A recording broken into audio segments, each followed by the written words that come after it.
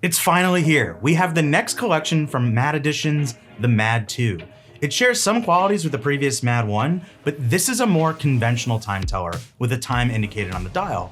Though it's equally artistic and adventurous, it also has much more wearable dimensions than the M.A.D.1. But before we dive into the watch, let's dig into the story of M.A.D.Editions, because while superfans of MB&F and down the rabbit hole watch folk are likely familiar, or well familiar, I don't want to assume that everyone is across this phenomenon, so let's take a step back.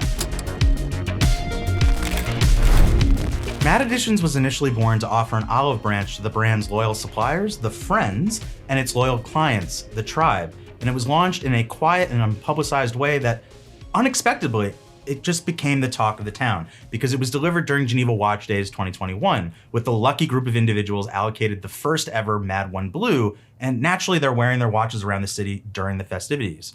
With the conversation starting to design, the under-the-radar M.A.D.1 Blue Friend and Tribe edition appeared on everybody's radar, and the MB&F team was flooded with inquiries.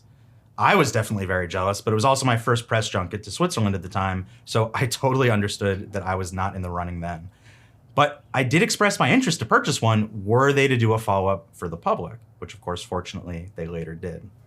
But little did people know, outside of members of the press who had seen it during Geneva Watch Days, that a few months later, the M.A.D.1 Pink Dial Project Piece Unique would surface to raise money for charity. And its result was incredible, rocketing past its $2,500 US estimate and hammering for a whopping $172,000 US. With such high interest abundantly clear, and so many expressing a desire to purchase one, myself included, the M.A.D.1 Red was born less than a year later in March 2022. And I will never forget visiting the M.A.D. gallery, interviewing Max about the watch, and finding out the watch in his hand had been allocated to me for purchase, with him taking it off of his wrist and put onto mine. This is a never selling it watch in my collection for sure. We'll never sell it. To be democratic in its launch, a handful were reserved for those who had expressed interest the year prior, like myself, but the majority was made available via a raffle. However, the initial batch of 1,500 M.A.D.1 Reds inevitably left a large portion of the 19,000 entrants empty-handed, so a second batch of 1,500 watches was produced in February 2023. Further editions were later released, with 2 green versions, one of which was a Lucky Clover version made available exclusively to those who had lost out on all of the prior 3 raffles, very democratic. And then a collaborative smaller run with a French artist was raffled off to the public as well. I'm just not saying his name because I know I will butcher it. In the summer of 2024, we saw a new 20% slimmer evolution of the M.A.D.1, the M.A.D.1S, that slimmed down to 15 millimeters in thickness from 20 millimeters through its consolidation of the hours and minutes being indicated through 1 lateral disc instead of 2. But the M.A.D.1S also transitioned from a Miyota movement to a Swiss 68-hour Le Jour Paré movement, leading to the M.A.D.2's usage of a Le Jour Paré movement as well. Speaking with Max Büsser that fateful day when I interviewed him about the M.A.D.1 Red, he had even told me then that eventually a M.A.D.2 would be made, but that the wheel and driver's seat would be handed over to a friend of the brand and, say, a hypothetical M.A.D.3, a different friend of the brand. And this seems to be the future pattern of what we can expect. But it just shows you how far in advance watch launches are often planned, which leads us to today. For the newly unveiled M.A.D.2, that friend is celebrated watch designer Eric Giroud. As I already said, the M.A.D.1 was a very eye-catching design. Its unconventional 42mm diameter and 20mm thickness gave it a bold presence, along with atypical twists, like its 12 o'clock crown, but what really caught the eye was the dial, or the lack thereof, strictly serving to exhibit the inverted movement, with the time relegated to discs within the caseband.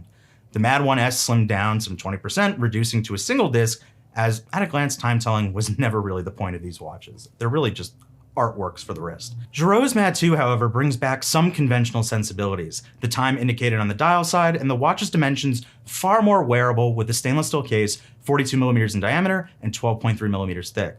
On my 6.5 or so inch wrist, I felt it fit very well and it was really comfortable to wear. Expectedly, I had zero desire to take it off and give it back, but what can I say, I'm a consummate professional. Giroud's muse for the design of the M.A.D.2 was his passion for the clubbing scene of the 1990s, often visiting a club in Lausanne named M.A.D.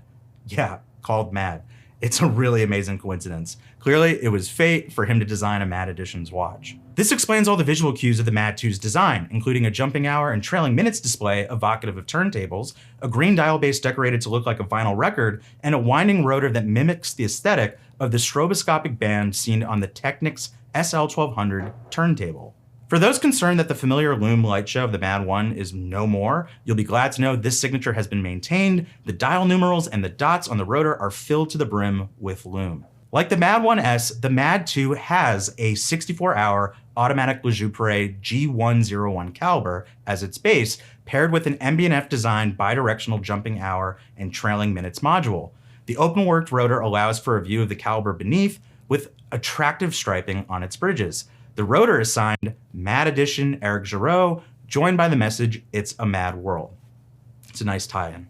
I will always appreciate the M.A.D.1 that started it all, but the M.A.D.2 is really the first M.A.D. Editions watch that can be comfortably worn daily.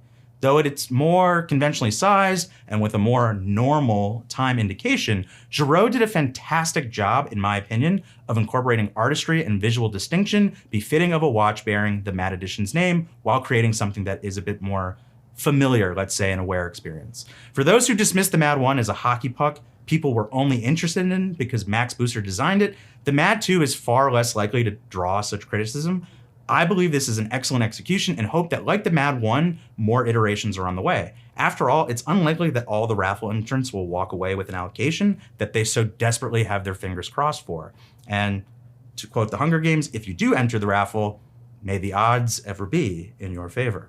Okay, here's what I want to know from you. 1, if you could have any M.A.D. Editions watch released so far, what would it be?